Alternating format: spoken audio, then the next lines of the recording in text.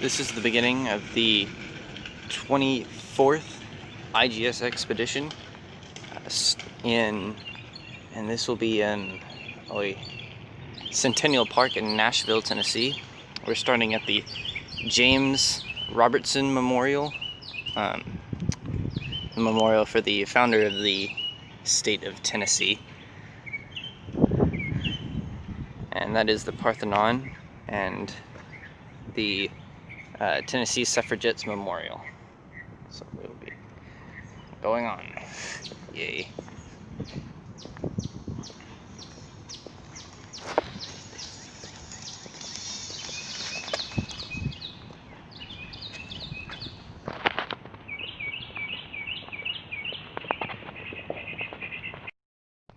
Coming up to the Tennessee Women's Suffrage Monument.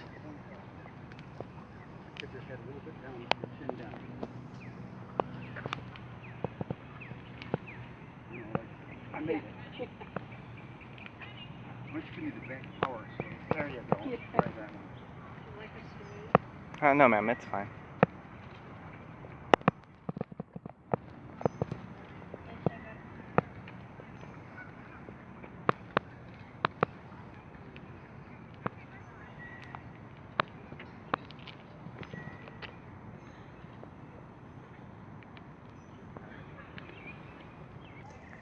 Here we are coming up to the Parthenon in Nashville.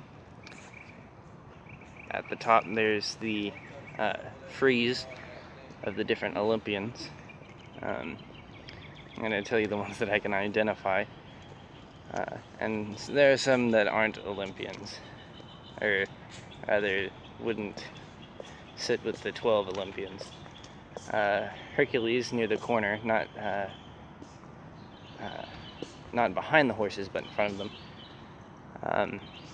And then you have Poseidon with his iconic trident, Zeus on the throne, Nike granting the wreath of victory to Athena, Ares with his shield and spatha, Hera with stroking the back of her iconic peacock, and then Hermes with his winged helm, and Caduceus, Apollo with his lyre,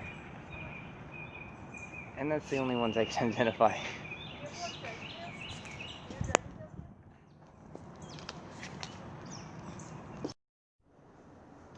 And here is the art gallery inside of the Parthenon at Nashville.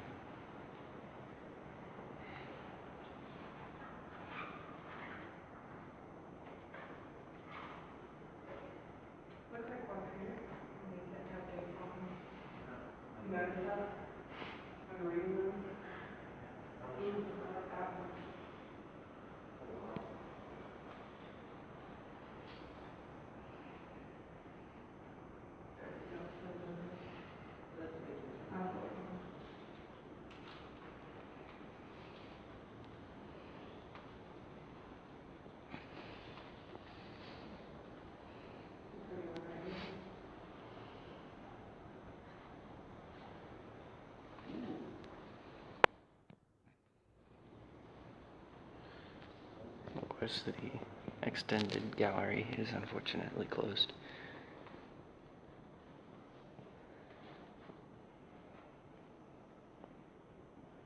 This painting was done by a man called James Carroll Beckwith, and it's called The Salute Early Morning, and it's actually one of the paintings that I really enjoy. And it's a view of Venice.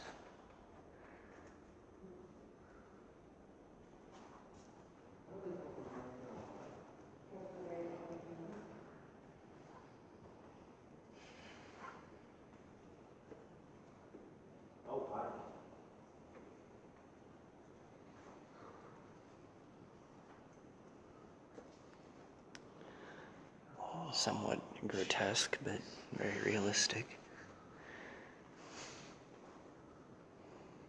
And of course, these landscapes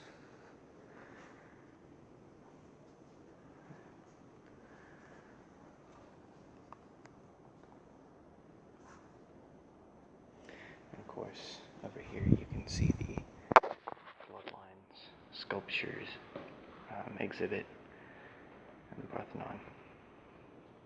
This is not the whole thing. Of course, we have this central pillar is blocking the way, but I'm sure there'll be some other opportunities to see the exhibit.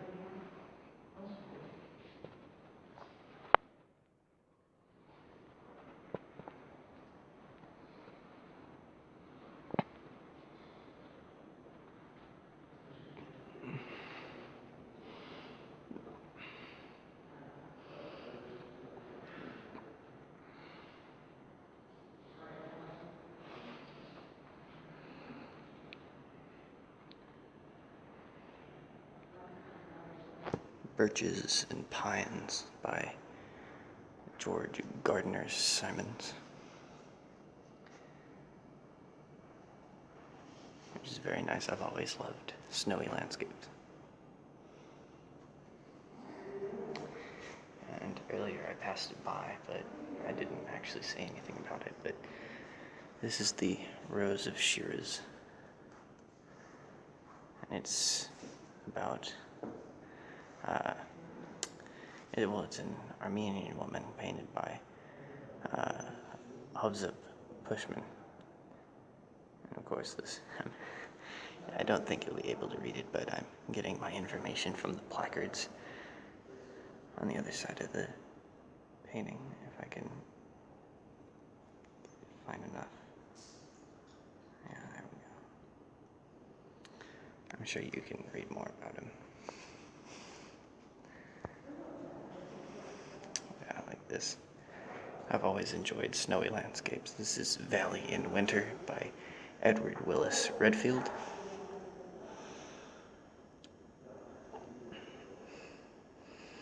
Of course, it's both a snowy landscape and it's a seascape or a riverscape. Two of the things that I thoroughly enjoy.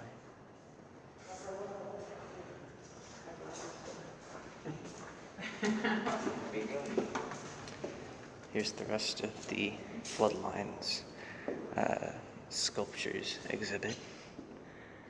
Floodlines by Tasha Lewis. Of course, it mimics a lot of old Greek and Roman statuettes and busts with a little bit of a modern flair.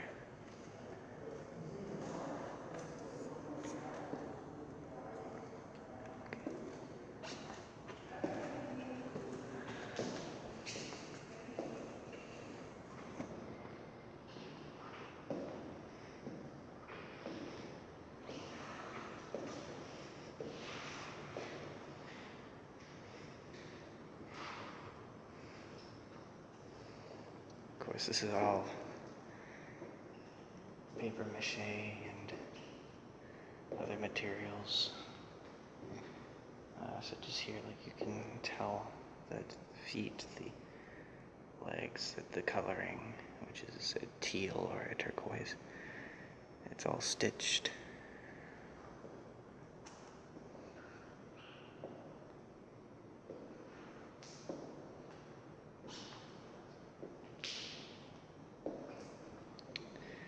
Sort of like if I'm trying to think.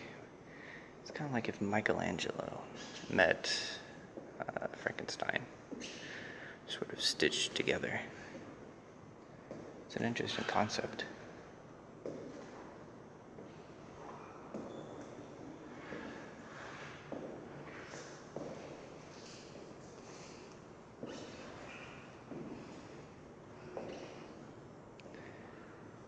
This always in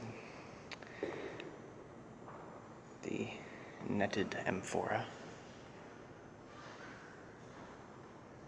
And this is Tidal Bather 3. Must have had an unfortunate accident.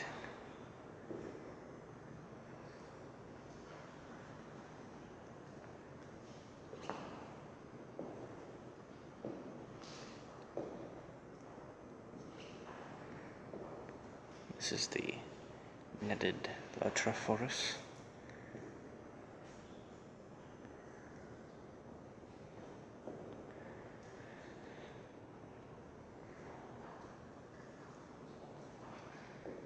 that is the Floodlines exhibit, statues exhibit by Tasha Lewis. This is a diagram of how the side or corner of Parthenon, from the bottom, which includes the Doric column, to the architrave, the Doric frieze with triglyphs and metos. Of course, this is the frieze, which I am uncertain which this particular frieze is of. I'm sure that it's on the north or south side of the Parthenon, judging by the way the roof is set.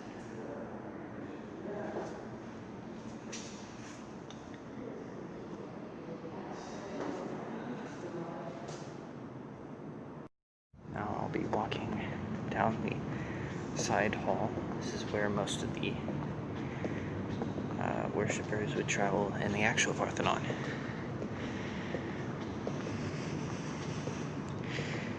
Here we have, coming up to this doorway here, is the Griffin statuette, which I'll zoom in on the placard. Yes, the Parthenon Griffin. You can pause, because I know this is a video, but you can pause and read this. Actually, I'm gonna focus it. There we are. And over here, construction techniques of the Parthenon. This is the west pediment.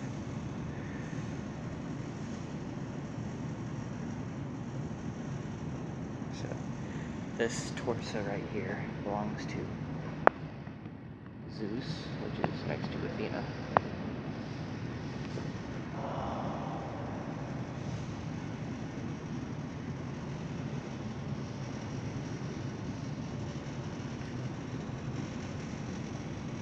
Of course, these are all.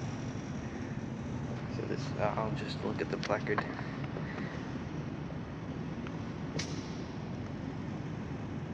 These massive doors, which of course are just window dressing for the actual doors. I mean, of course they work, but the actual amount of work that we have.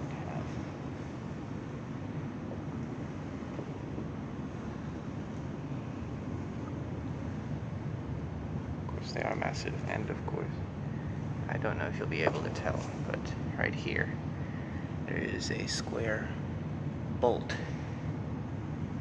So these doors can be locked effectively. But of course, there's not enough light, unfortunately. But right here, circle. Let me see if I can focus it. But there is a modern keyhole right there.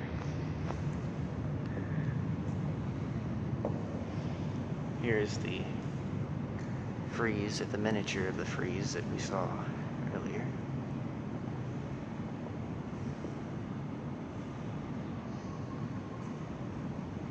So this will be, yes, okay. Here we are. So here's the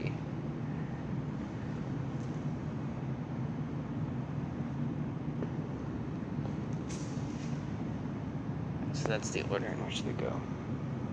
And soon I'll be, if you'll excuse the echoes, but it's pretty, and I'm intentionally keeping my voice down, but I'm going to hold the microphone close to my face. Of course, we're coming up to the end of the Parthenon, which of course I will be turning to show you the piece de la résistance of the Parthenon itself. If you'll excuse the echoing, I'm sure someone will edit this video later.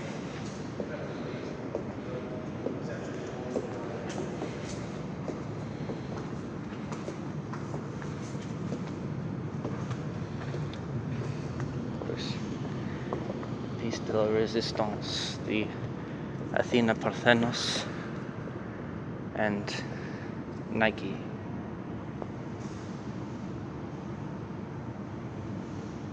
Just pure glorious. Such a wondrous work of art. Of course, I imagine if they used real gold, they would bankrupt the Tennessee Treasury. Actually, I'm going to come around this way so you can see the mural on the obverse side of Athena's shield, which of course displays the gods.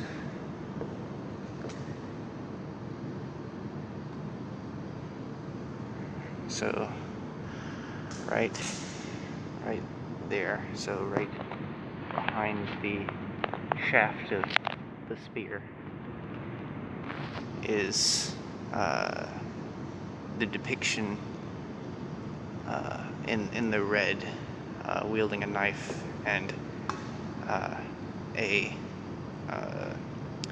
staff topped with a pine cone, which is the quite iconic weapon of choice for this figure, is Dionysus, the god of party life, if I might say so. And below Dionysus, not wearing the helmet, but quite modest and coming away from the scenes of battle, riding unsaddled upon an ass, is Hestia, the goddess of the hearth. Of course, I'll come around the opposite side to show you the actual gilded side of the shield. I'm blocked by the columns and the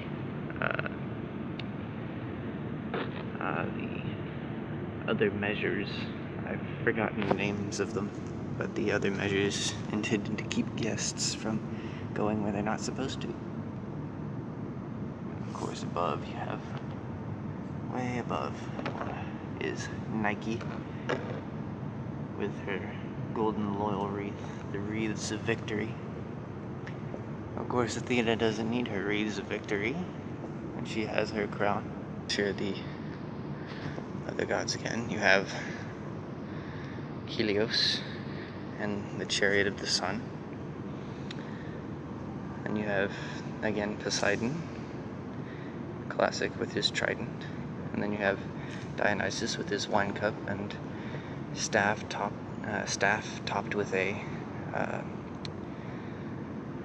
pine cone, which I always found extremely funny. And then you have, and I've never quite understood this, which is Hades with a three-tonged pitchfork, which was always somewhat confusing. Is that the trident or is it the pitchfork? But no, it's a three-tonged pitchfork. But of course, if you've read the poems by Homer, you would know that Hades is more known for his helm of darkness than a pitchfork. Then you have side by side Apollo with his lyre and Ares. Further down you have Eros, the god of love, and Aphrodite, the goddess of love. And of course, the stories are a bit confusing on what their relationship was, but were it mother, son, or just sort of co-worker, stuck with the same job but with opposite genders.